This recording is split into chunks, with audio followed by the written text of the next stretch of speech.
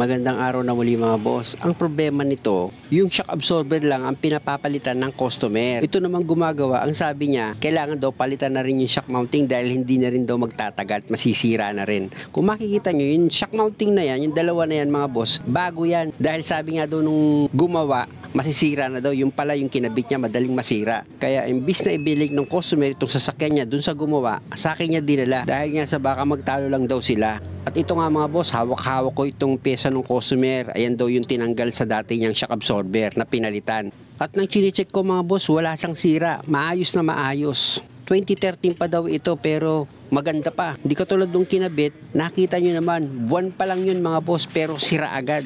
Tatanggalin ko itong gulong mga boss para makita nyo. Babaklasin ko yung shock mounting nito. Ibabalik ko itong pinaglumaan niya.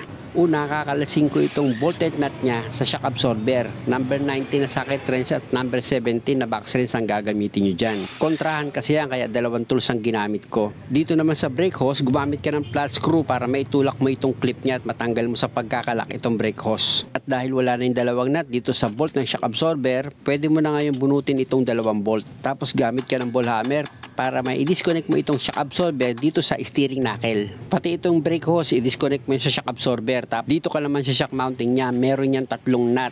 Gagamit ka naman dyan ng box wrench sa number 14. Luluwagan mo yung tatlong nut dyan mga boss at pag maluwag na, pwede mo na yung kamayin para mas mabilis mong matanggal. Tapos bago mo tanggalin itong huling nut dito sa shock mounting, alalayan mo na yung shock absorber mo para hindi siya bumagsak.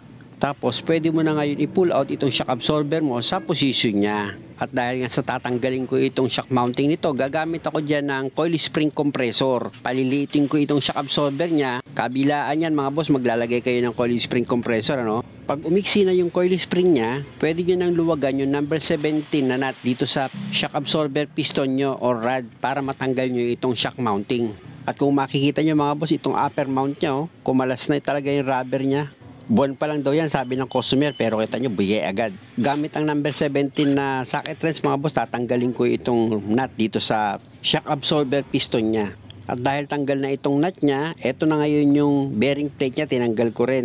Tsaka ako isunod tanggalin itong upper seat spring niya. Tapos isunod ko dyan itong dashboot niya. Kung makikita nyo, putol na yung dashboot niya. Rubber na lang natitira. Ito na ngayon yung bagong dashboot mga boss. Iti-testing ko lang muna kung okay siya. At kung makita nyo, okay naman. At ito naman yung isa pang kaputol ng dashboot. Tinanggal ko rin dahil ipapasok ko dyan yung bagong dashboot na binili ng customer. Ito yung mga boss. Yan. Mahalaga na unahin yung ilagay itong dashboot dito sa upper spring seat niya bago nyo ilagay dito sa shock absorber piston. Siguraduhin nyo lang maayos yung pagkakalapat nyo ng upper seat spring niya dito sa coil spring para hindi magkaroon ng ingay. Ito naman yung strut bearing niya, pupunasan ko yan boss sa malinis na basahan. Tsaka mo ngayon lalagyan ng grasa itong strut bearing para pag pinihit mo yung manibela, swabe at hindi siya mag-ingay or hindi siya matigas. Pag okay na, pati itong bearing plate, lagyan mo ng grasa mga boss para sigurado ka na mas maganda ang ikot niya. At pag okay na, pwede mo nang ilagay dito sa shock absorber itong bearing plate mo. Siguraduhin mo lang na maayos yung pagkakaguide nitong bearing plate dito sa upper seat spring, tsaka mo ilagay yung upper mount niya. Tapos pwede mo na rin isunod itong piston nut niya. At pag naipakapit mo na itong nut dito sa thread ng rod ng shock absorber mo, gagamit ka dyan ng socket wrench na number 17. Siguraduhin mo lang maayos yung pagkakahigpit mo dyan mga boss, hindi pwedeng maluwag yan. At kung sa palagay mo, okay na yung pagkakahigpit niya, o pwede mo nang tanggalin itong coil spring compressor mo. Ang diskarte lang naman mga boss para matanggal mo itong coil spring compressor mo, madali lang. Luluwagan mo lang yan. Tapos gusanang bibitaw yan dito sa spring ng shock absorber mo. At dahil nga dalawa yung nakalagay dito sa coil spring mo, o same procedure, kung paano mo tinanggal yung isang coil spring, itong pangalawa, ganun din. At pagtanggal na yung dalawang coil spring niya, o i-check mo itong shock mounting kung meron siyang kalog. At pag okay naman na siya, o pwede mo na ngayon ikabit yan dito sa dati niyang position. Para hindi ka mahirapan, unahin mong ma-shoot dyan yung bolt ng shock mounting mo para mailagay mo yung mga nut niya. Tatlo lang naman yung nut na ilalagay mo dito sa shock mounting mo, number 14 yung mga nut niyan. Ipakapit mo muna yung nut dito sa mga thread ng bolt ng shock mounting mo. At pag naipakapit mo na, tsaka mo ngayong gamitan ng box wrench sa number 14 nang mahigpitan mo na itong mga nut. At pag okay na yung pagkakahigpit mo ng mga nut dito sa shock mounting, pwede mo na ngayong i-connect itong steering knuckle dito sa shock absorber.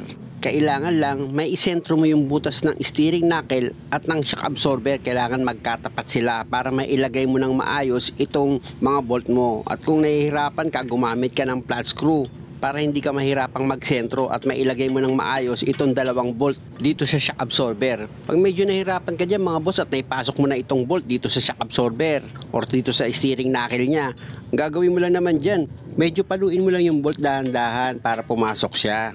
Ganun lang ang style para hindi ka mahirapang maglagay ng dalawang bolt. Tapos pwede mo na ngayon ilagay itong dalawang nut na number 19. Ipakapit mo na siya dito sa mga thread dito sa bolt para mahigpitan mo siya ng maayos at hindi ka magkaroon ng problema kung sakali man. Kasi minsan pag sablay ang pagkakabit mo ng mga nut dito sa bolt, possible dyan malus thread. Sa paghigpit yan mga boss, kailangan mahigpit na mahigpit yan. Hindi pwedeng medyo maluwag yan kasi pwedeng magka-problema sa kain ng gulong. At pag okay na, iayos mo yung pagkakalagay ng brake hose mo, tapos yung clip niya, iayos mo maigi yung pagkakalapat niyan dito sa brake hose para hindi siya kumalas. At kung okay na yung pagkakahigpit mo ng mga tornilyo, yung mga clip, nikabit mo ng maayos, so pwede mo nang ilagay itong gulong. Siguraduhin mo lang maayos yung pagkakahigpit mo ng mga nut niyan mga boss para hindi ka magkaroon ng problema. O check na natin itong dati niyang shock mounting na binalik ko, diba? Mas okay pa yan kaysa dun sa bago na inilagay eh. Biro nyo, sayang yung pera, sayang yung araw. Road test na nga namin ito mga boss. Sige, road test tayo. Hindi ko kasi katwiran yun eh, yung sasabihin mo na, kasi pinalitan na natin ng shock absorber, palitan na rin natin ng shock mounting, hindi ko kinakatwiran yun. Eh paano kung okay pa? Ibig sabihin, diba? Mas pangit pa nga yung pinalit eh. Pangit pinalit. Isang ilaw. Sayang yung pera mo. Sayang yung pera. Magkano rin na mounting, may mahal din bro. Pera agad. At saka masakit ang yung pagkasira niya talagang ano no, wasak ano. Wasak, hindi punit eh. Oo, mas maganda tansik. Solid siya. Ito. Oh, diba? Yan po. Original kasi yan eh. Kasi nag-asa ko na yun. Oo, diba? Original kasi yan. Hindi ka tulad nung nilagay sa'yo. Eh, wala na, baka masira. Hindi ko na tayo sa'yo. Wala na akong pambayad ni Padre. Utang. Biglang baka masira na. Tinesting mo na tinesting eh. I-reserve ako na sa lubak bro. I-reserve ako na sa lubak. Sa lubak talaga, hindi ko sinasadya. Sinasadya ko yan eh. Sinasadya mo eh. Baka may masira pa. Original naman yan eh, walang problema. Nilagay sa'yo, Localite eh. Localite. Take note mga boss parehas kong pinalitan ng shock mounting yan dito sa shock absorber. Huwag kayong mag-alala dahil same procedure lang naman ang paggawa. Dahil kung paano nyo pinalitan yung shock mounting dito sa left side, ganun din sa right side. Muli mga boss, maraming salamat sa panonood. Sana nakakuha kayo ng idea kung paano magpalit ng shock mounting. At kung maaari, kung okay lang naman sa inyo mga boss, pasubscribe naman itong channel ko. Muli, maraming salamat.